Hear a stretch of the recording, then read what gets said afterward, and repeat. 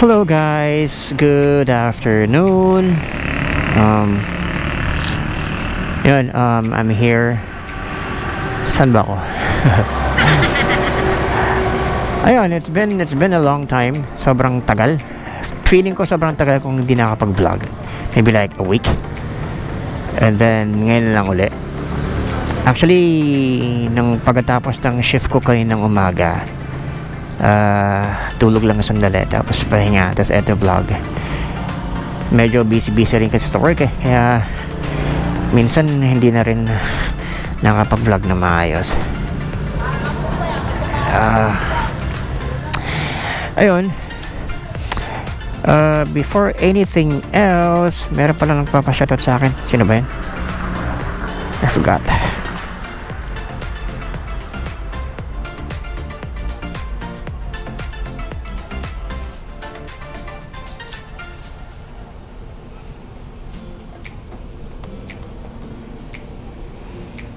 Wala, nakalimutan ko. Ayan si Mr. J Miranda, Motovlog. Paps, shoutout sa'yo. Ingat din sa mga rides mo, Paps. And sooner or later magkikita-kita rin tayo. Alright guys, actually the reason why I'm doing this vlog kasi merong nagtanong sa akin few weeks back. Meron nagtanong sa akin kung ano yung camera na gamit ko. Ano to? Ano daw yung camera na gamit ko for vlogging? And what are the accessories yung mga ginagamit ko? Alright. Ayun. Actually, I am using GoPro. I used to have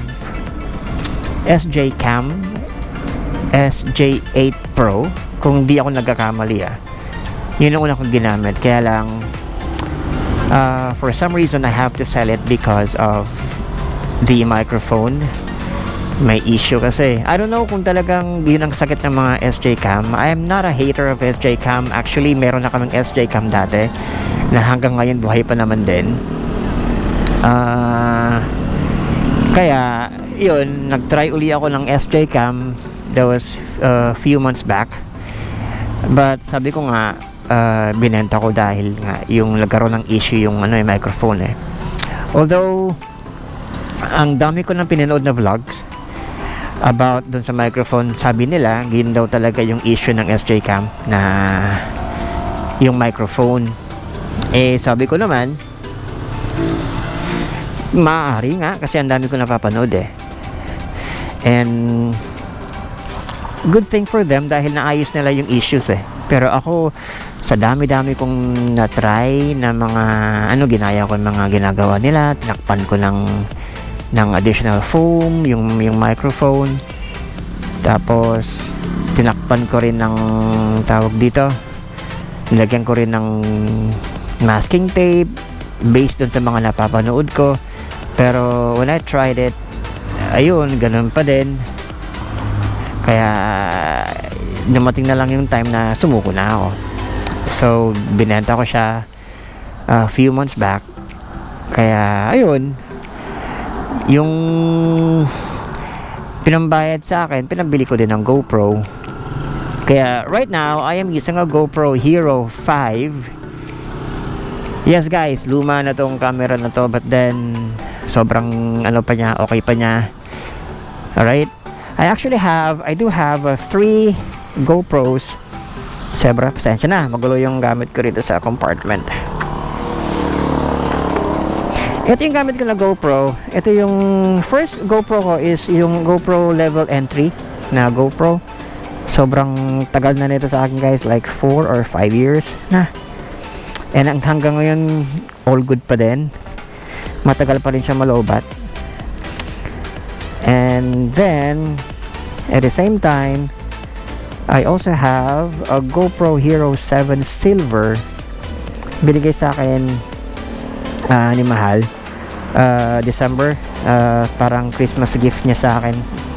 Kaya ayun, kaya lang unfortunately we won't be able to use it for the GoPro Hero 7 Silver because Yeah, yun nga, if you are planning to do a motovlog, huwag nyong bilhin ng silver na GoPro Hero because hindi siya microphone enabled. Tawag dito, external microphone enabled. Kaya wag to, guys. Kaya if you're planning to have or to do a motovlog in the future, so kailangan bilhin nyo na GoPro yung Hero Black, either Hero 5 Black, Hero 6.5, I'm sorry, Hero 6 Black, Hero 7 Black, or Hero 8 Black. Lahat ng black, ano na yon, external microphone enabled. Okay, so ayun guys, tatlo yung ko, pinaka main na camera na ginagamit ko, itong Hero 5 na ginagamit ko ngayon. And bukod dyan, I also have the Telesin Karoka travel charger. So every time na mag-vlog ako, pag nalobat yung isa, meron pa akong extra. And then I do have 2 extra batteries. Ayan, 2 extra batteries. Kapag pag nalolobat siya, so meron ako mga extra. And other than that, meron din akong tinatawag na tawag dito, yung Ulanzi. If you're familiar with Ulanzi, isa siyang casing ng GoPro na para maging tawag dito, magiging in order yung pagkakabit mo ng microphone, hindi siya magulo. Ulanzi, I'll show you guys kung ano yung Ulanzi. Doon mo siya nilalagay yung camera mo, and at the same time pati yung GoPro external microphone adapter. Ayan, doon mo siya nilalagay. I'll show you guys later. Isisingit ko na lang dito sa mga sa video ko kasi gamit ko yun, so hindi ko mapapakita sa inyo. Pwede pala. Ito. Ayan guys, ito yung Ulanzi. Ito yung microphone adapter. So without these guys, hindi kayo makakapag-vlog. Or makakapag-vlog naman, pero ito kasi yung tawag dito, yung pinaka-convenient dahil sobrang niya, in order. May lagayan dun sa, may lagayan siya dun sa yung nawawala, mental block ako. May lagayan siya dun sa microphone adapter, kaya sobrang niya. And microphone na ginagamit ko guys is ano ba yun? Anong brand nun? Boya microphone. And sobrang ganda, sobrang effective when you do a motovlog, kasi kahit na mahangin siya, hindi niya nakaka-capture yung mga meron namang wind noise naman, hindi may iwasan yan, but good thing about doon, hindi siya may makakapagsalita ka pa din, naririnig pa din, unlike doon sa previous camera ko na isa na SJ cam. Pagka tumakbo ka ng maybe like 50 kilometers per hour or even more, doon garalgal, as in sobrang garalgal, wala ka na maririnig. Unless kung ang takbo mo mga 10 kilometers per hour or less than that, okay yun. Kaya lang pag tumakbo ka ng medyo mabilis ng konti, doon siya nagkakaproblema. Kaya I decided na palitan. And ayun, so nung pinalitan ko na ng Boya or ng GoPro, yun, isang install ko lang sa helmet ko, ayun, pasok na, wala na akong naging problema, as in. So yun lang guys. So basically yun lang naman ang mga basic na ginagamit ko for vlogging. And ano ba? Yun lang naman, wala naman lang ibang ginagamit na. So yun lang nga lang, kung meron man kayong talagang balak na mag-vlog, kailangan talaga na yung hindi mo namang kailangan bumili ng super mahal na camera para mag-vlog ka. Hindi naman importante yon. As long as napapanood ng mga viewers mo or tawag dito, naririnig nila yung mga sinasabi mo, good na yon, all good na yon. Hindi mo na kailangan pang sobrang bumili ng napakagagandang mga camera. So lalo na pag nag-start ka pa lang, you don't have to invest sa mga ganung bagay. Ano lang muna, yung mga yung mga ano lang, hindi na ganun ka-upgraded, pinaka-latest, mga ganun. Sobrang mahal kasi. Ayun guys, so yun lang muna. Yun na yung mga ginagamit ko sa yung mga accessories, camera, and ano pa ba? Microphone, ulanzi, casing, and of course yung ayan na, may mental block na naman ako. Yun, yung GoPro external microphone adapter. So yun ang mga basic guys. So ayun, so ayan, ikot-ikot lang ako sandali, tapos just enjoy the ride. Pag hindi na ako nakabalik maya-maya, ibig sabihin wala na, nakauwi na ako. Pero I'll try to do an upload later on. I-edit ko na yung video, and then hopefully mamaya makapag-upload na. Alright, okay.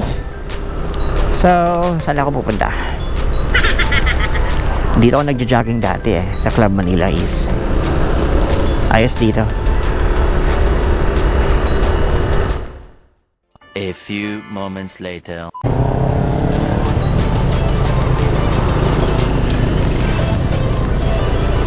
Ayan guys,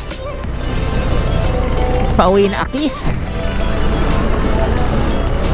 May binili lang ako sa palengke dahil wala na kaming makain. Charot. Hindi, meron naman. Ano lang, may mga importanteng mga bagay. Wala na yung gloves ko, tinanggal ko na.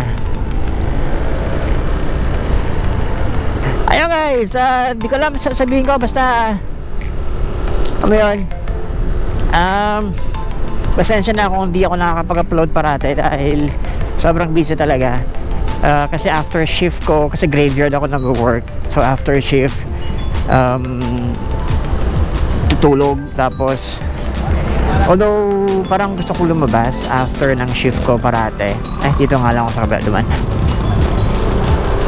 Minsan parang gusto ko lumabas, gusto ko mag-vlog, kaya lang nisip ko rin na wala akong tulog. Ayoko namang mag-vlog na kulang ako sa tulog. Hanggat maaari gusto kong lumabas ako na nakakatulog ako kahit pa paano, kasi mahirap na, di ba?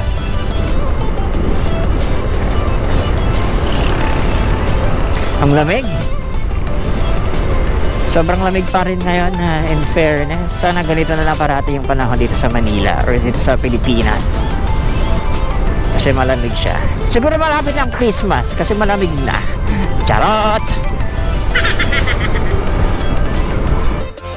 Don't worry guys, I'm trying my best all the time na makakapag-vlog ako, pero hopefully this week naayos na.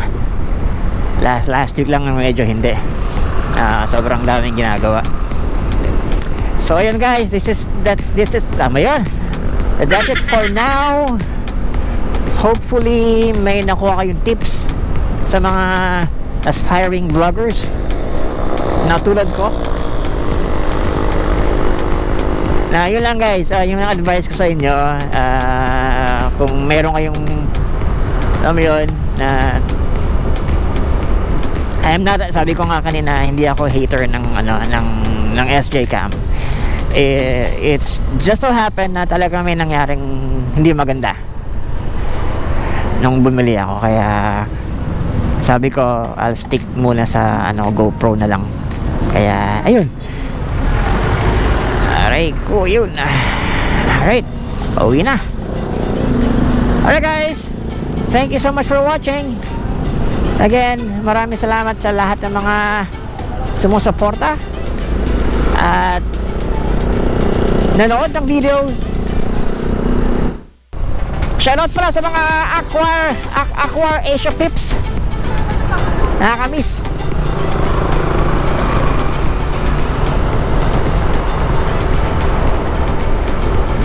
Again, thank you so much and have a good night.